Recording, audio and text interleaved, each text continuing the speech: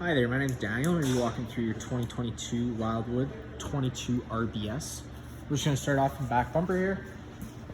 You pull this cap off, this is where you're going to find your sewer hose.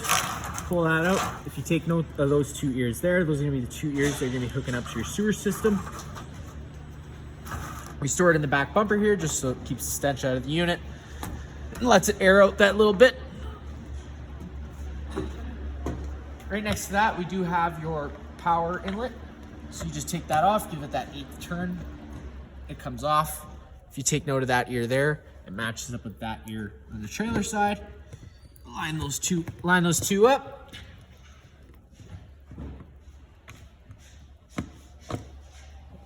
those two up, give it that 8th turn, then you got your threaded collar to really lock it down.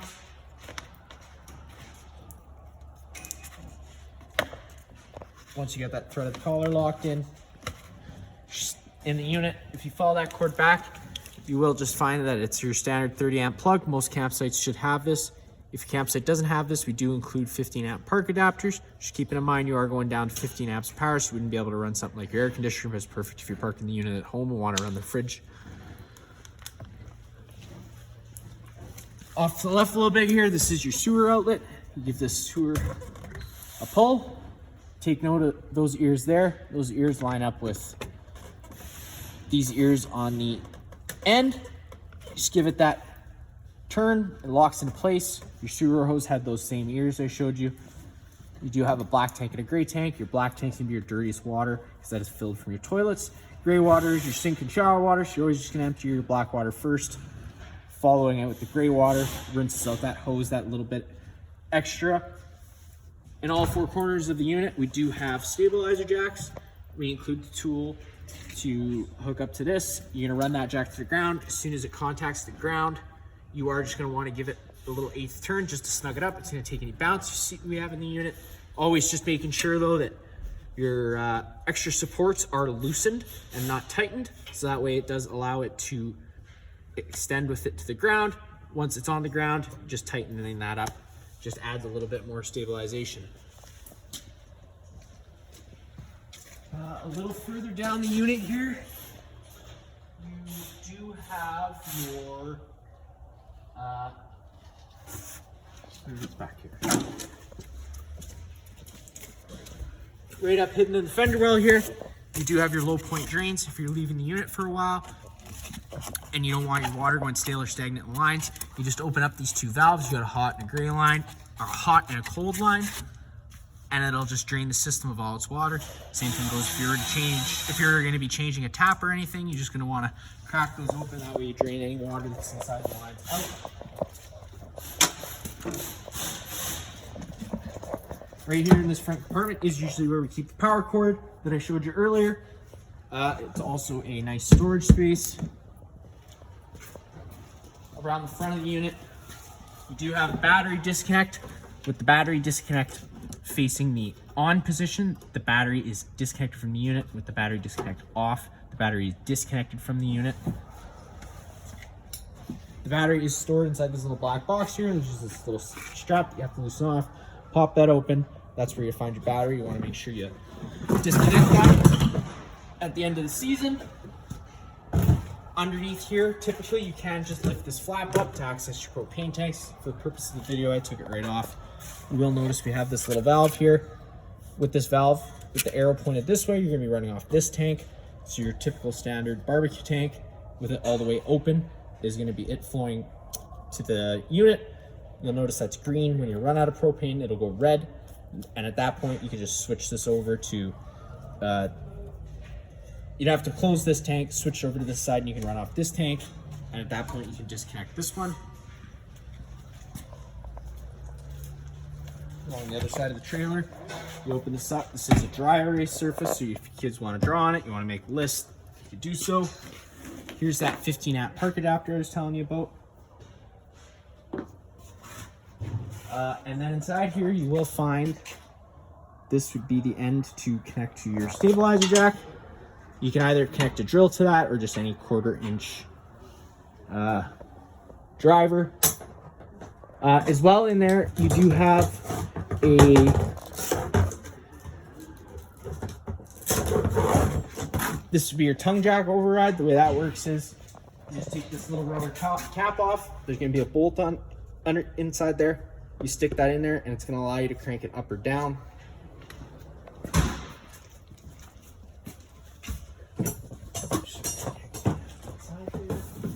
You also do have a laundry chute inside this. Inside here is just the service port for the hot water heater. Whenever you get out to your campsite, before you fire up your hot water heater, you are just going to want to give this valve a pull. Right now, the unit is winterized, so there's not going to be any water in the tank. You're going to want to see that little shot of water come out, just letting you know that the tank's full and safe to fire up. You do not want to fire it when it's empty, because you run the risk of burning out your elements. Once we get inside, I'm going to go over a reset procedure. The button I'm going to refer to is just right here.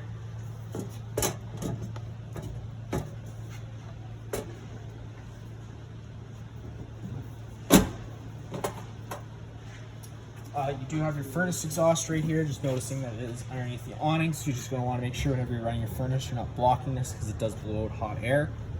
You do have your standard 110 plugs, GFI protected, as well as a coax, cable satellite outlet if you were to want to hook up a TV outside here. Right next to that is your fresh water fill. So if you're filling your fresh water tank, you stick the hose in there. That's what your water pump draws off of. And right underneath that is where you're going to find your fresh water drain valve. So with that valve, the way it is, it's open, allowing water to drain out.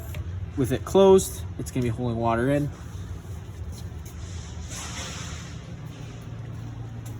At the back of the unit, you are pre-wired for an observation camera, as well as you get a lippard ladder, so you can get up to your roof to check your seals. And then to the left here, you do have your cable satellite inlet connections, as well as your city water connection. So if you're at a site with water, you can just hook up your garden hose to here, turn on the water. It's going to pressurize all the lines inside the unit. No need to run your water pump. And then right next to that is the black tank flush. So when you have the black tank open and connected to, and the sewer connected, you just hook up a garden hose to the spout here, turn it on. It's going to flush out the tank. If your monitor panel's has any sort of readings when you know for a fact it's empty, giving your tank a flush could be a good way to fix that, as there's probably just debris hanging between the probes. Get inside the door, you just fold this just pull this assist handle up, fold it 90 degrees, pops into place. You do have stairs in here, you just pull this little lock safety tab, unlocks the stairs. It's going to come folding down. Do notice that these little tabs here, you do have different settings you can set your stairs to. So if you're at a campsite that's higher or lower ground, you can adjust them as you need. When you take a step on inside, you are going to notice your fire extinguisher is just on your left there. That's going to be just like home. Pull the pin and shoot. On the right, you do have your light switches. So this one is just going to do your accent light underneath your fireplace. The one on the right is going to do your exterior awning light. And then this dimmer switch here, if you tap it, it turns the lights on and off. And if you hold it, it'll go from high to low. To push your slide out, just hit that button down, hold it out, always making sure that you have enough room on the other side of your trailer. The slide out to fully extend, because you don't want to run it into anything. Once the slide out is fully extended, you're going to hear the motors wind up a little bit and clicking. As soon as you hear that clicking, just let off that button.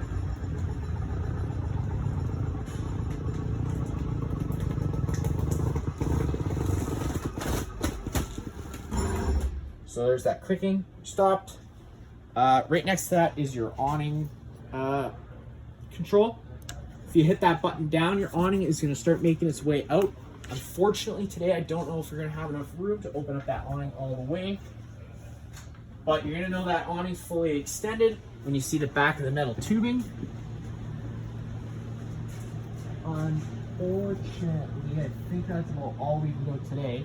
But if you just take a note to the right here, you can change the pitch of the awning head if it starts to rain, or if you just want more shade, because you can adjust both front and rear arms. You just pull down on them, and it's going to change that pitch of the awning head, bringing it up or down as you desire. Just always making sure you fold that back to straight before you bring in your awning, so you don't want to run the risk of bending anything. Whenever you do bring in your awning also, you are just going to make sure that the fabric's rolling the right way in. That way you're not trapping any water, accelerating the growth of mold. Right underneath that is just your stereo. That's going to be just like home. Minus you got zone 1 and zone 2. Zone 2 is going to be your exterior speakers and zone 1 is going to be your interior speakers. And then just right inside here, you are pre-wired for Wi-Fi. You do have a 110 plug here, and as well as a cable satellite connections. And this little button here is just for the antenna on the roof. Turn that button on, it turns the antenna on the roof. Leaving that on does increase your radio frequency, so I do recommend just leaving that on. And then right here we do have your water monitor panel. For battery, it goes low, fair, good, and C for charging. So we're plugged in, so it's going to be currently C for charging. Right next to that, you got black, gray, and galley. That goes empty, 1/3, 2/3, and full. And then right down from there, you do have your water pump switch. So if you are wanting to turn on the water, drawing from your water tank, you just hit that switch on, turns your water pump on, and you're good to go. Your water heater, you're gonna hit this button, it's gonna turn on, this DSI fault light's gonna come on.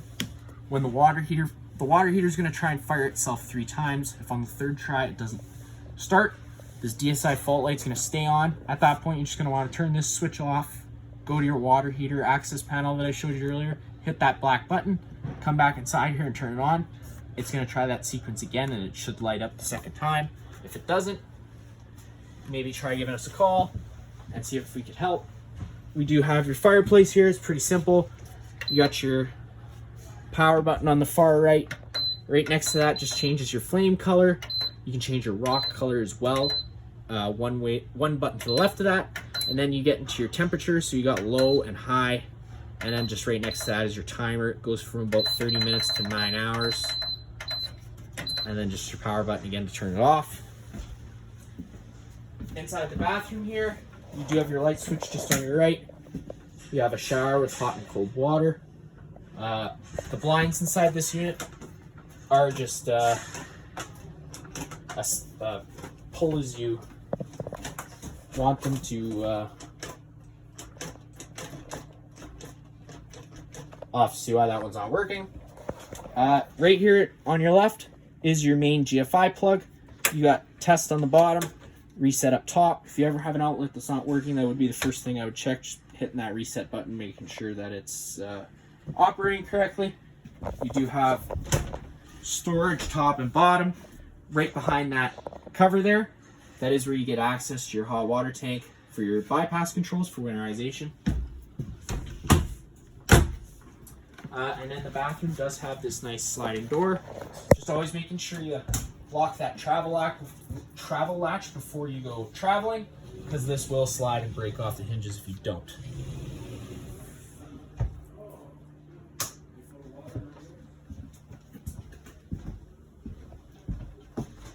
A little more into the unit here, you do have your fridge. This is going to be only a shore power fridge, and it has 12 volt, and it runs off of 12 volt. So it is going to search for shore power first, and if it doesn't have shore power, it will just switch over to 12 volt power. Just always making sure you have that battery charged. You do have a nice seating area. This does fold down, and you can turn it into a bed. If you're not wanting to have it into a bed, you want to have it in the dinette area. You have this mount here. This table. The table does just slide into that little metal. Give me a second here.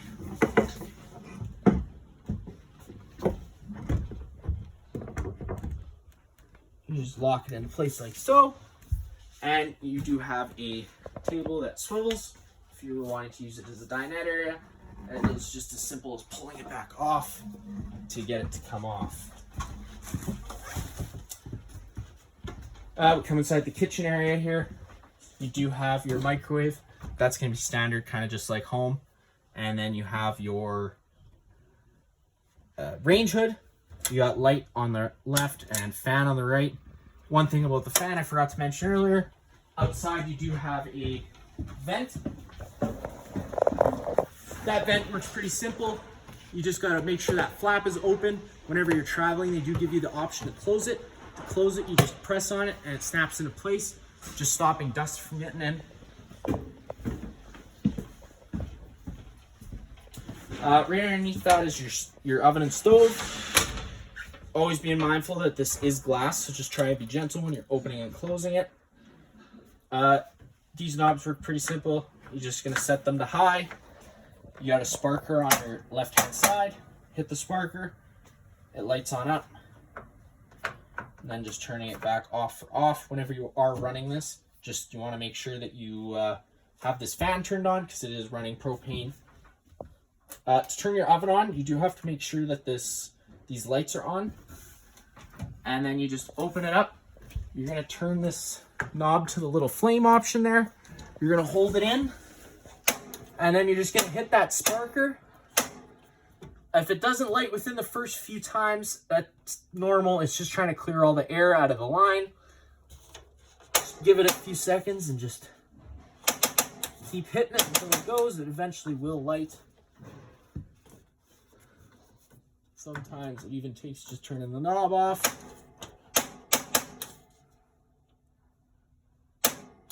And there you go, it lights up. Once you got that pilot light, you can just turn it up to your desired temperature and it fires right up. And then just back off to turn it off. Turn that light off. Underneath your sink here, you do have just some more storage space. Right back there would be your water heater. Up front there in the bathroom, that was going to be your water pump. You got storage above. Right here is going to be your thermostat. This is where you're going to control your air conditioner and your furnace. You're going to hit that button once. It's just going to illuminate itself.